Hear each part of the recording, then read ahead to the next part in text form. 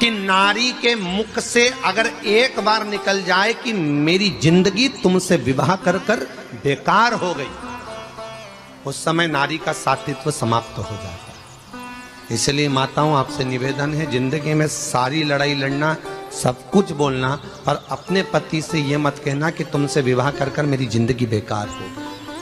क्योंकि विवाह तुमने किया है पर भाग्य उसने लिखा है। भाग्य लिखने वाला वो है।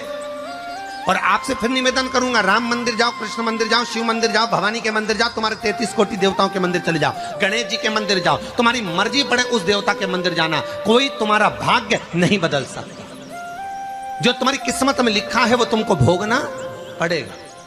तो बदलेगा कौन? तो उसका भी प्रमाण हमारे यहां शिव महापुराण कहती है। एक पारो नाम की विधवा स्त्री थी।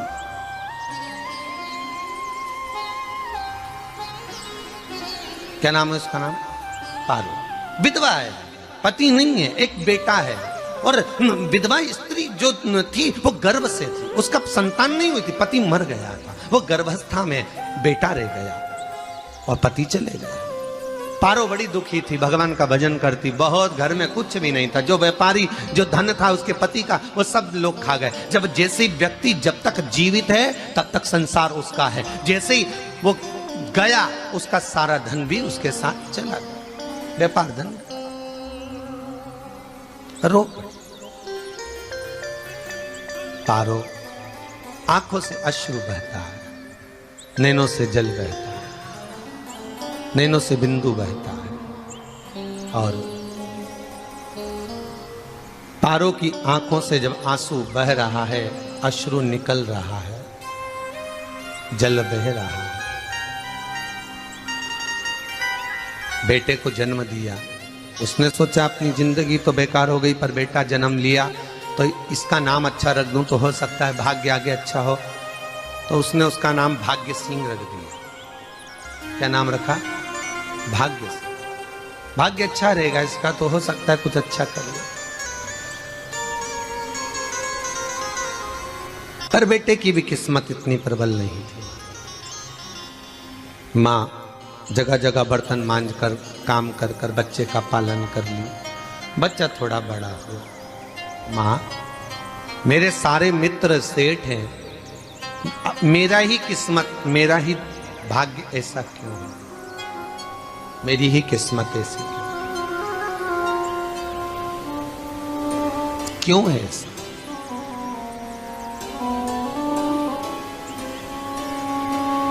माँ मेरी किस्मत में इतना दुख क्यों लिखा है? माँ भोजन तक हमको समय पर नहीं मिलता, हमारा भाग्य ऐसा क्यों है? माँ हमारी किस्मत ऐसी क्यों है? माँ कहती है बेटा जो ललाट पर लिखा उसे कौन टाल सका। माँ बच्चों को समझाती है, माँ बच्चों को कहती है, धीरे धीरे समय निकलता है। माँ एक बार बता माँ, तू कहती है कि सब भगवान ने लिखा है भाग्य में, तो भगवान का मिलेगा मुझे बता दे। माँ बोलती है ऐसी कोई जगह नहीं जहाँ भगवान नहीं, वन में मिलेगा। हाँ मिलेगा।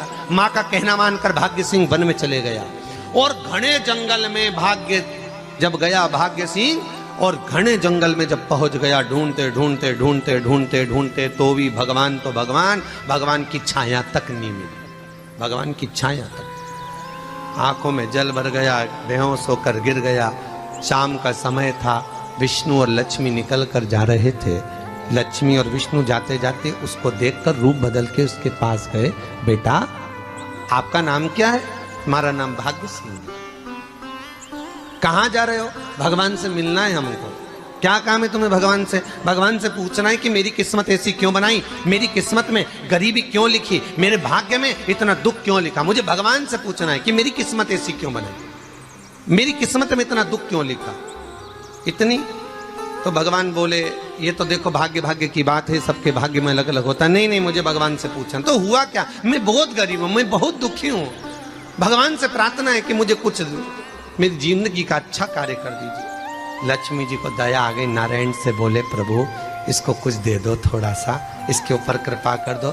नारायण बोले इसके भाग्य में नहीं है लक्ष्मी, इसके भाग्य में नहीं है लक्ष्मी। लक्ष्मी मैं दे भी दूंगा तो इसकी किस्मत में नहीं है।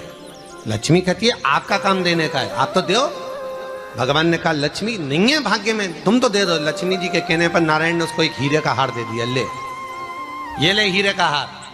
वो प्रसन्न हो गया, हीरे का हार मिल गया, और हार लेकर वो चला। और चलते चलते उसने सोचा मेरी मम्मी को दूंगा, मेरी माता को दूंगा, माँ बड़ी प्रसन्न हो जाएगी। हीरे का हार लेकर जा रहा था। हार ले जाते उसको रास्ते में इतने में उसको तुरंत उसी समय पर कहीं सोचाती कर्म के लिए जाना पड़ा। उसने सोचा इस हार को इस पत्थर पर रख देता हूं, अभी आऊंगा वापिस इस हार को उठाकर घर लेकर चले जाऊंगा। और सोचाती कर्म के लिए वो चल दिया, गया, हाथ धोकर आया, इतने में चील उड़ती उड़ती आई, उसका हार लेकर चली गई। आके रोने लगा, माँ को जाकर कहा माँ किस्मत तो देख, इतना जोरदार हार मिला था हीरे का, पर भाग्य में नहीं था, नहीं मिला।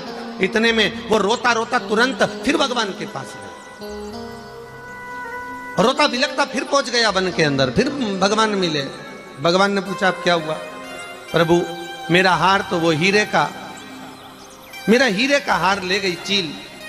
भगवान बोले देख भैया हम तो तेरे किस्मत में था, वो कर दिया, अब आगे तू एक काम कर, ब्रह्मा जी से जाके मिल। ब्रह्मा जी कहाँ मिलेंगे? यहां से आगे जा, ब्रह्मा मिल। ब्रह्मा के पास गए। ब्रह्मा जी ने कहा क्या हुआ? ब्रह्मा जी मेरे भाग्य में गरीबी लिखी है, कुछ अच्छा कर दीजिए। ब्रह्मा जी कहते हैं तुम्हारा भाग्य में जो लिखा है वो तुम्हें भोगना पड़ेगा। नहीं नहीं आप कृपा करो। लक्ष्मी जी ने नारायण से कहा इसको कुछ कृपा कर दो। तो भगवान ब्रह्मा जी ने कहा चलो इसका भाग्य बदलने के लिए एक हीरे की अंगूठी दे देता हूं। भगवान ने उसको हीरे की अंगूठी दे दी। अब हीरे की अंगूठी दी, फिर वो लेकर चला। इतना खुश था अब मुझे हीरे की अंगूठी मिल गई, अब मुझे हीरे की अंगूठी मिल गई। इतना प्रसन्न होकर जा रहा था, इतने में इसको लग गई प्यास। इसने सोचा पानी पी लूं। पानी पीने के लिए इसने मुंह को करा नीचे, जेब में रखी थी अंगूठी, वो पानी में लुढ़क गई। लुढ़कते से एक मछली निगल गई, अंगूठी भी हाथ से। देखिए कोई कितना भी साथ दे दे, पर भाग्य में अगर सुख लिखा होगा तो वो अपने आप मिले नहीं। फिर आया, फिर मां से कहा मां ऐसा हो। मां ने कहा चल जाने दे, तू रोज रोज बहाना बना के चले जाता है, दिन भर इधर उधर घूमता रहता है, शाम को आता है और बहाने बना के कहाँ की स्टोरी सुनाता रहता है, ना जाने कहाँ की कहानियां सुनाता रहता है। चल काम पे जा, कुछ काम कर तो भाग्य बदलेगा। नहीं नहीं मां मैं सत्य बोल रहा हूं, नहीं माना। फिर चले गया। नारायण ने कहा एक काम करो, अब तुम शंकर जी के पास जाओ। शिव जी के पास गए। भोलेनाथ जी ने उसको हीरे की पोटली दे दी। वो हीरे की पोटली ले जाकर अब की बार सोचा कहीं रुकूंगा ही नहीं, सीधे घर गया। मम्मी को याद करा, माँ नहीं थी। उसने एक लोटे के अंदर हीरे रख दिए। मैं माता को ढूंढ के आता हूँ। माँ को ढूंढने गए, इसमें चोर घुस गए घर के अंदर, लोटा ही ले गए। फिर आके देखा, फिर माँ ने कहा, फिर बहाने बनाया तूने, फिर स्टोरी सुने, फिर कहानी सुने। माँ मैं सत्य कह रहा हूं, सत्य कह रहा। आखिरी में हार गया। फिर भगवान विष्णु और ब्रह्मा ने एक ही बात कही, तू शंकर के मंदिर की चौखट पर जा। वहां क्या करना पड़ेगा मुझे? कुछ मत करना, केवल उसकी चौखट पर जाकर उसका दीदार करना, उसका दर्शन करना। उससे क्या होगा? भगवान विष्णु और ब्रह्मा कहते हैं 33 कोटि देवताओं के पास जाएगा तो कुछ नहीं होने वाला, पर शंकर के दरवाजे पर भाग्य देवी रोज प्रतिदिन झाड़ू लगाती है। कौन झाड़ू लगाती है? भाग्य देवी।